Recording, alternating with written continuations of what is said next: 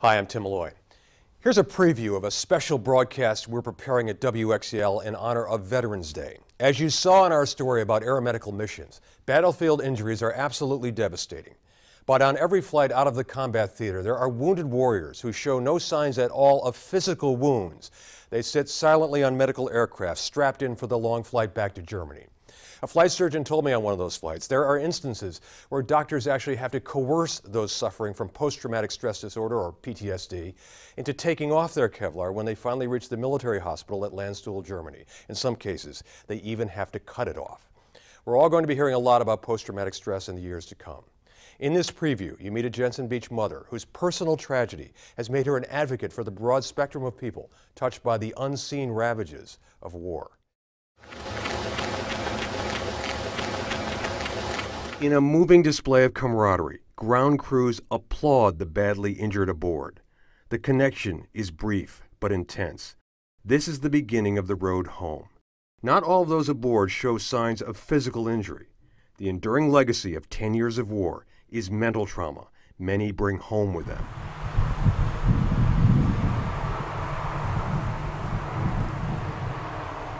On a windswept space of green and white, Ginny Luther cradles son Bart Fletcher's 1st Cavalry headgear and talks about the young man, a fellow soldier, who took her son's life.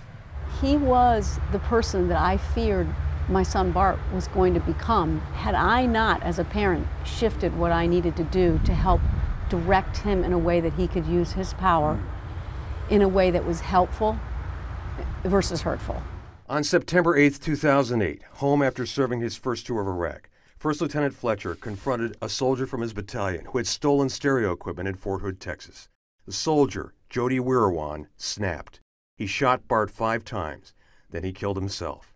It wasn't Iraq, it was Texas. It wasn't an insurgent, it was a fellow soldier. But Bart Fletcher, says his mother, was just the same, a casualty of war.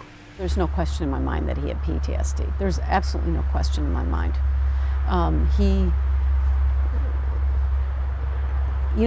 They said they had evaluated him.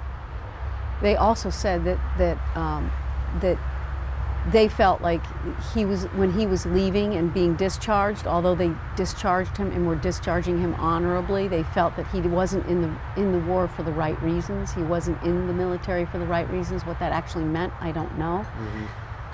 But there's no question when my son is in an effort to try to go help a fellow soldier who's actually one of his and served with in Iraq to help try to solve a problem and steps on his territory, that he comes out with a 9mm handgun and shoots him 5 times in the head and then realizes in a moment that what he's done kills himself. There's no question that there had to be a moment there of reality. Like when he was in it, he had snapped. There's no question to me that he had snapped based on the scenario of events. Ginny Luther did not fold under the weight of immeasurable loss. She organized and counseled troubled soldiers and their family members and came up with a suggestion for the military she says may help the untold numbers of people returning from service suffering from post-traumatic stress. My personal opinion is that for the time that they spend training these young men to feel a sense of patriotism in being able to kill another human being.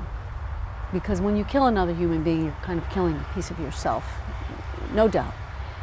That when they come in return, they need to spend that much time with them, undoing that motive of wanting them to be warriors on the field. And they're not getting that.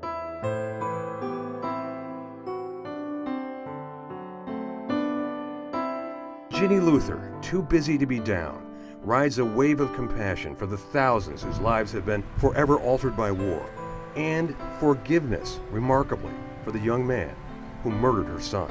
So often, these soldiers are returning to an empty nest, a spouse that has left them with the children and ran off with their money, dysfunctional families, no family to come home to. I look at him and I think that could have been Bart, so how could I judge?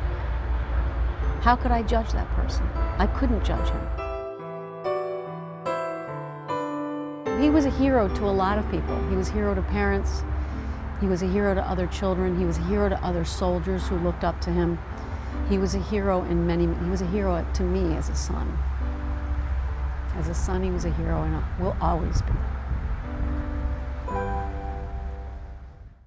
I'm heading back to Afghanistan to continue coverage of the war with particular emphasis on the unseen injuries and the courageous people who face a different kind of enemy, the uphill fight to recover emotionally when they finally get home.